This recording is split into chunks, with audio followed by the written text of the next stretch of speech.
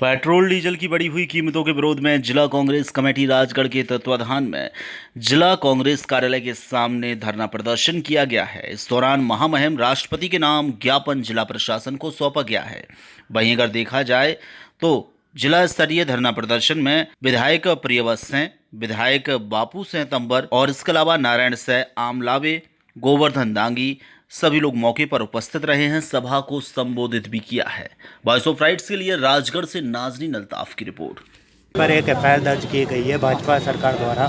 वहीं लगातार देखा जा रहा है कि कई कांग्रेस के नेताओं पर भी एफआईआर दर्ज हो रही है, तो इस पर आप क्या कहें? देखिए, मेरा सिर्फ इतना कहना है कि देश में इनने एक अघोषित आपातकाल लगा रखा है। देश में एक ऐसी परिस्थिति पैदा कर रखी है कोविड का नाम लेके कि हर तरीके के सरकारी प्रदर्शन पे या सरकार की नीतियों के विरोध को दमन करना चाहते हैं। जब आपने अनलॉक कर दिया है, अनलॉक हो गया है, जब सब आप और चीज़ों पे ध्यान दे नहीं रहे, आप मास्क वितरण कर नहीं रहे, आप मास्क पहनना सुनिश्चित कर नहीं रहे, आप इन पे कार्रवाइयाँ कर नहीं रहे, तो उसके बाद अगर आपके खिलाफ कोई अगर आंदोलन कर रहा है, धरना कर रहा है, अपनी आवाज़ उठा रहा है, तो उसको क्यों दबाने में लगे हुए हैं? और एक बहुत महत्वपूर्ण बात है कि सरकार हर तरफ से दमनकारी नीतियों का उपयोग कर रही है, अनैतिक तरीकों का उपयोग कर रही है। ये एफआईआर करने की जो एक नई फैशन चली है कि कोई भी हो उसके खिलाफ मुकदमा बना दो।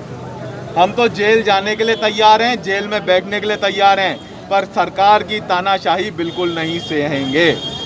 वहीं अभी 24 विधानसभाओं का चुनाव है, जिसमें आपकी पार्टी की क्या रणनीति रहेगी कि कांग्रेस भाजपा को किन मुद्दों के विरोध में? हम जनता के बीच में जाएंगे। 15 महीने में हमने 100 रुपये का 100 रुपया बिल दिया, 100 यूनिट का 100 रुपया बिल दिया, इंदिरा गृह ज्योति योजना लागू करी, हमने जय किसान फसल ऋण माफ़ी योजना के माध्यम से ऋण माफ़ करे, कालाबाजारियों के खिलाफ कार्रवाई करी, पेंशन की राशि बढ़ाई, और कमलनाथ जी ने एक सकारात्मक सुचारू सरकार चलाने का जो प्रयास किया, उनकी उपलब्धियों पर हम सरकार जनता के बीच में जाएंगे। वहीं बिजली विभाग में अभी देखने को मिल रहा है कि कई जगह लाइट फॉल्ट हो रही है और लगातार लापरवाही भी देखने को मिल रही है। आप ऊर्जा मंत्री रहे हैं, तो इस पर क्या कहेंगे कि अभी वर्तमान सरकार कितनी विफल है और कितनी क्या?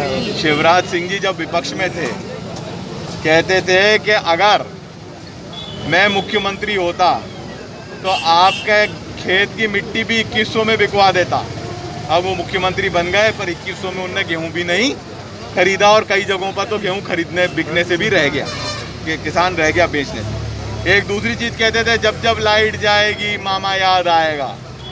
उस समय कहते थे कि मामा के समय में लाइट नहीं जाती थी, और अब जैसे ही मामा आया डिब्बा गोल अंधकार। तो ये कहनी करनी और कथनी में जो अंतर है मध्य प्रदेश की जनता देख रही है, जन सामान्य देख रहा है कि किस प्रकार से हमारे समय में 100 रुपये का 150 रुपये का बिल आ रहा था, आज 1500 का 4000 का बिल आ रहा है। जनता तो इस चीज़ का जवाब मांगेगी शिवराज सिंह जी से।